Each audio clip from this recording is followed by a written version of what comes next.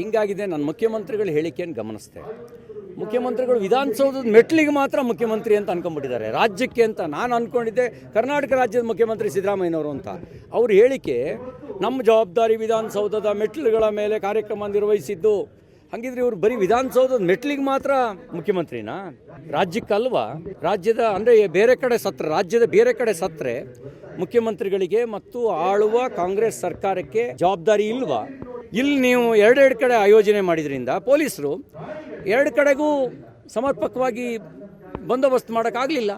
ನಿಮ್ಮ ಮಕ್ಕಳು ಮೊಮ್ಮಕ್ಕಳನ್ನು ಸುರಕ್ಷಿತವಾಗಿ ಇಡಬೇಕು ಅಂಥೇಳಿ ಅವರು ನಿಮ್ಮ ಸೆಕ್ಯೂರಿಟಿ ಕಡೆಗೆ ಹೆಚ್ಚು ಗಮನ ಕೊಟ್ಟು ಅಲ್ಲಿ ಪಾಪದವರು ಸಾಯೋಕ್ಕೆ ಕಾರಣರಾದರು ಅಂತಂದರೆ ಅದು ನಿಮ್ಮ ಆತ್ಮಸಾಕ್ಷಿಗೆ ಚುಚ್ಚಬೇಕಾಗಿತ್ತಲ್ಲ, ನಿಮಗೆ ಶಂಕೆ ಆಗಬೇಕಾಗಿತ್ತಲ್ಲ.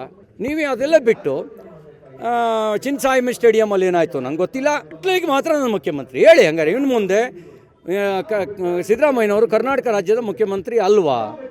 ಅವರು ವಿಧಾನಸೌಧದ ಮೆಟ್ಲಿಗೆ ಮಾತ್ರ ಮುಖ್ಯಮಂತ್ರಿನಾ? ಸ್ಪಷ್ಟ ಆಗಬೇಕು. ರಾಜ್ಯಪಾಲರನ್ನು ಕರೆಸಿದ್ಯಾರು, DPRಗೆ ಯಾರು ಲೆಟ್ರ್ ಕೊಟ್ಟರು? ಇನ್ನೂ ಮಜಾ ಗೊತ್ತಾ ನಿಮಗೆ? ಒಳಮರ್ಮ ಬೇರೆಯೇ ಇದೆ. ಇನ್ಸಿಡೆಂಟ್ ಆದಮೇಲೆ 4ನೇ ತಾರೀಕಿನ ಅಪ್ಲಿಕೇಶನಿಗೆ 5ನೇ ತಾರೀಕಿಗೆ ಅಂತ ಸೈನ್ ಹಾಕ್ಸ್ಕೊಂಡಿದ್ದಾರೆ. ಕ್ರಿಕೆಟ್ ನಡೆದಿದ್ದು 3ನೇ ತಾರೀಕು ತಾನೇ?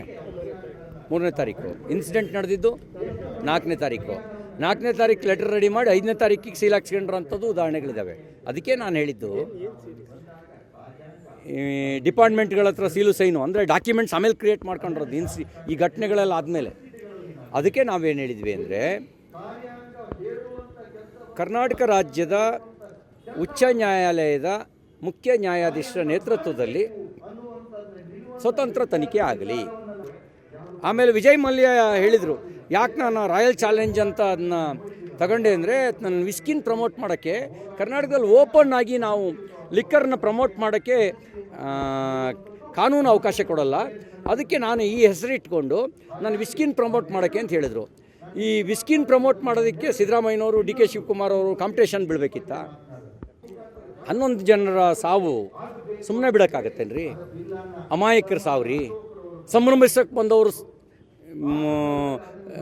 ಹೆಣ ಆದ್ರಿ, ಸಂಭ್ರಮಿಸಕ್ಕೆ ಬಂದವರು ಅವರೆಲ್ಲರೂ. ಸ್ವಲ್ಪ ಎಚ್ಚರ ವಹಿಸಿದ್ರೆ ಅಂತ ತಡಿಬೋದಿತ್ತಲ್ಲ.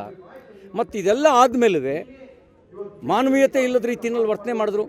ಇವ್ರು ಹೇಳ್ತಾರೆ ನಮಗೆ ವಿಷಯ ಗೊತ್ತಾಗಿದ್ದೆ ಅಂತ. ನನಗೆ ಮಾಹಿತಿ ಇದೆ. ಸ್ಟೇಜಲ್ಲಿ ಆಕ್ಷನ್ ನೋಡಿ, ನಾನು ಪಕ್ಷದ ಕಚೇರಿಯಲ್ಲಿ ಮೀಟಿಂಗಲ್ಲಿದ್ದೆ. ನನಗೆ 3:50 4 ಗಂಟೆ ಆಸ್ಪಾಸಿಗೆ ನನಗೆ ಮೆಸೇಜ್ ಬಂತು, 3 ಜನ ಅಷ್ಟೊತ್ತಿಗೆ 3 ಜನ ಡೆತ್ ಆಗಿದ್ದಾರೆ, ಒಂದು 20-25 ಜನ ಹಾಸ್ಪಿಟಲೈಸ್ಡ್ ಅಂತ. 4 ಗಂಟೆಗೆ ಮುಖ್ಯಮಂತ್ರಿಗೆ ಮೆಸೇಜ್ ಬರಲ್ವಾ? ನಾನೊಬ್ಬ ಸಾಮಾನ್ಯ ವಿಧಾನ ಪರಿಷತ್ ಸದಸ್ಯ, ಪಕ್ಷದ ಕಾರ್ಯಾಲಯದಲ್ಲಿದ್ದೆ. ನನಗೆ ಮೆಸೇಜ್ ಬಂತು ಅವಾಗ 3 ಜನ ಅಂಥೇಳಿ. ಮುಖ್ಯಮಂತ್ರಿಗಳಿಗೆ ಮೆಸೇಜ್ ಇರಲ್ವಾ? ಉಪಮುಖ್ಯಮಂತ್ರಿಗಳಿಗೆ ಮೆಸೇಜ್ ಇರಲ್ವಾ? ಅವರು ಉಪಮುಖ್ಯಮಂತ್ರಿ ಕಪ್ಪು ಮೊತ್ತಿಡಕ್ಕೆ ಹೋಗ್ತಾರೆ, ಮುಖ್ಯಮಂತ್ರಿಗಳು ದೋಸೆ ತಿನ್ನಕ್ಕೆ ಹೋಗ್ತಾರೆ. ಎಲ್ಲಿದೆ ಮಾನವೀಯತೆ? ಎಲ್ಲಿದೆ ಮನುಷ್ಯತ್ವ? ಮನುಷ್ಯತ್ವ ಇರೋರು ಯಾರು ಹಿಂಗೆ ವರ್ತನೆ ಮಾಡ್ತಾರ? ಅಲ್ಲ, ಉಗ್ರರ ದಾಳಿ ಇದು ಒಂದು ರೀತಿಯಲ್ಲಿ ಕ್ರಿಮಿನಲ್ ನೆಗ್ಲಿಜೆನ್ಸಿ. ಇದೊಂದು ಕ್ರಿಮಿನಲ್ ನೆಗ್ಲಿಜೆನ್ಸಿ ಇಲ್ಲಾಗಿದ್ದು. ಅದು ಉಗ್ರರ ದಾಳಿಗೆ ಪ್ರತೀಕಾರ ಮಾಡಿದ್ದೀವಿ, ನುಗ್ಗಿ ಹೊಡೆದಿದ್ದೀವಿ. ಆಪರೇಷನ್ ಸಿಂಧೂರ್ ಹೆಸರಿನಲ್ಲಿ ನುಗ್ಗಿ ಹೊಡೆದಿದ್ದೀವಿ. ಇಲ್ಲಿ ಯಾರಿಗೆ ನುಗ್ಗಿ ಹೊಡಿಬೇಕು ಜನ? ಇಲ್ಲಿ ಯಾರಿಗೆ ನುಗ್ಗಿ ಹೊಡಿಬೇಕು? ನಿರ್ಲಕ್ಷ್ಯ ಮಾಡಿದವ್ರಿಗೆ ನುಗ್ಗಿ ಹೊಡಿಬೇಕಾ? ಆಯೋಜನೆ ಮಾಡಿದವ್ರಿಗೆ ನುಗ್ಗಿ ಹೊಡಿಬೇಕಾ? ಯಾರಿಗೆ ನುಗ್ಗಿ ಹೊಡಿಬೇಕು? ಅಲ್ಲಿ ನುಗ್ಗಿ ಹೊಡೆದಿದ್ದೀವಿ ಟೆರರಿಸ್ಟ್ಗಳಿಗೆ. ಇಲ್ಲೂ ನುಗ್ಗಿ ಹೊಡಿಬೇಕಾ? ಹೇಳಿ ಅವರು. ಜನನೇ ನುಗ್ಗಿ ಹೊಡಿಬೇಕು ಅಂದರೆ ಆಳುವ ಯೋಗ್ಯತೆ ಇಲ್ಲ ನಮಗೆ. ಜನನೇ ನುಗ್ಗಿ ಹೊಡೀಲಿ ಅಂದರೆ ಅದನ್ನೂ ಮಾಡ್ತಾರೆ ಜನ.